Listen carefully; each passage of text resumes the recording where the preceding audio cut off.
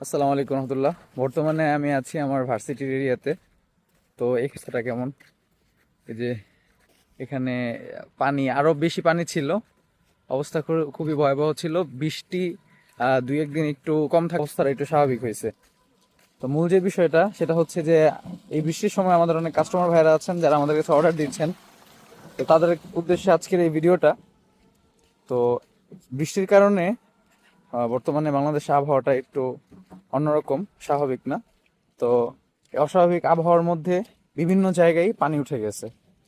ঢাকার বিভিন্ন প্রান্তে, চট্টগ্রামের অবস্থা তো আপনারা সবাই জানেন, আর বাংলাদেশের বিভিন্ন প্রান্তে কম বেশি সব জায়গায় পানি উঠছে।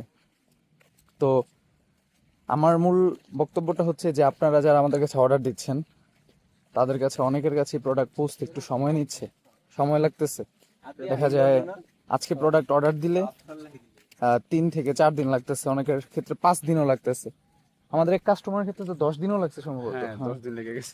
10 দিন লাগছিল আমাদের এক কাস্টমারের কিন্তু উনি খুব মানে ধৈর্যশীলতার পরিচয় পরিচয় দিয়েছে দিছে উনি। একদমই। হ্যাঁ, এখন বিষয়টা হচ্ছে এই আবহাওয়া তো আমাদের হাতে না, বা কুরিয়ার লোকদেরও হাতে না, এটা হচ্ছে স্বয়ং আল্লাহর হাতে, সৃষ্টিকর্তার হাতে। তো এই দুর্যোগ মোকাবেলায় আমাদের সবারই ভূমিকা পালন করতে হবে এবং আমাদের সবার এখানে ধৈর্য ধরতে হবে, কারণ গাড়িগুলো সঠিক সময় সঠিক গন্তব্যে পৌঁছতে পারতেছে না। আপনাদের পার্সেলগুলো ডেলিভারি ম্যান নিয়ে বের হইলেও দেখা যায় বৃষ্টির কারণে অনেক পানি যেখানে থাকে, আপনার মনে করেন হাঁটু সমান পানি থাকে, ওখানে বাইক নিয়ে যাওয়া যায় না। হাইটা যাওয়া যায় না, বাইক নিয়ে যাওয়া যায় না। তারপর হচ্ছে পার্সেল ড্যামেজ হওয়ার একটা সম্ভাবনা থাকে।